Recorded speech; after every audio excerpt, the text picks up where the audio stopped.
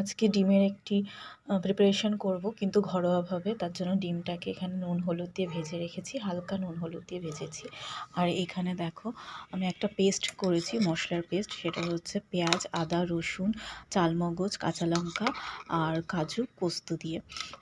অনেকে টক দই দেয়, আমার ঘরে যেহেতু টক দই নেই, আমি আগেই বলেছি ঘরোয়াভাবে রান্নাটা করব, তো তাই আমি টক দইটা দিইনি। তো যাদের দেখো বন্ধুরা, এখানে রান্নাটা করার জন্য আমি এখানে অল্প একটু পেঁয়াজ কুচি দিয়ে দিয়েছি। এটাকে একটু লাল লাল করে ভাজবো, বেরেস্তার মতন করে না, কিন্তু একটু লাল লাল করে ভেজে তুলে রাখবো, যাতে পরে আমরা সেটা ইউজ করতে পারি। তো এই দেখো বন্ধুরা, পেঁয়াজটা আমার লাল লাল করে ভাজা হয়ে গেছে, একটু মুচমুচে হয়েছে। তো এইভাবে পেঁয়াজটা ভেজে রেখেছি, দেখতেই পাচ্ছ। এবার এই যে গোটা গরম মশলা কিছু নিয়ে নিয়েছি, এলাচ, লবঙ্গ, দারচিনি, এগুলো সেই পেঁয়াজ ভাজার তেলেই ফোড়ন দেব। এবার এই যে পেস্টটা করে রেখেছি, এই মশলাটা দিয়ে দেব। তো বন্ধুরা, মশলাটা দেওয়ার সাথে সাথে যা একটা সুন্দর গন্ধ আসছে কি বলবো।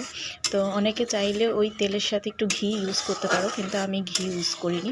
ঘিটা আমি অ্যাভয়েড করেই চলি বেশিরভাগ সময়, তো তার জন্য আমি ঘিটা ইউজ করিনি, কিন্তু অনেকে রান্নাটায় ঘি ইউজ করতে পারো। তো চলো মশলাটা কষানো যাক। তো বন্ধুরা, এখানে মশলা কষাতে কষাতে আমি কিছুটা লাল লঙ্কার গুঁড়ো আর মিষ্টির জন্য চিনি আর নুন পরিমাণ মতো দিয়ে দিয়েছি।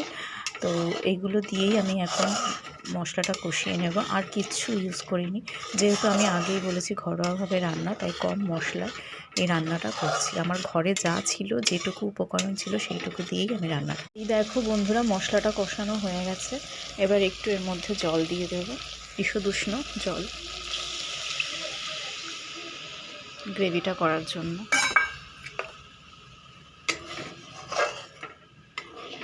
বন্ধুরা দেখো, গ্রেভিটা ফুটছে, এই অবস্থায় আমি ডিমগুলো দিয়ে দেবো।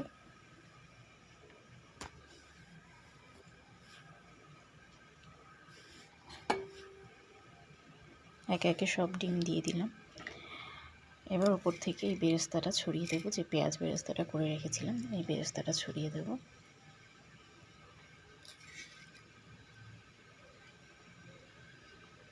তো চলো বন্ধুরা, গ্রেভিটা ফুটছে, এবার আমি গ্যাসটা বন্ধ করে দেবো। গ্যাসটা বন্ধ করে দিলাম। এবার ঢাকা দিয়ে দেবো, ঢাকা দিয়ে কিছুক্ষণ হতে দেবো, তারপর নামাবো। বন্ধুরা, ঢাকনাটা খোলা যাক।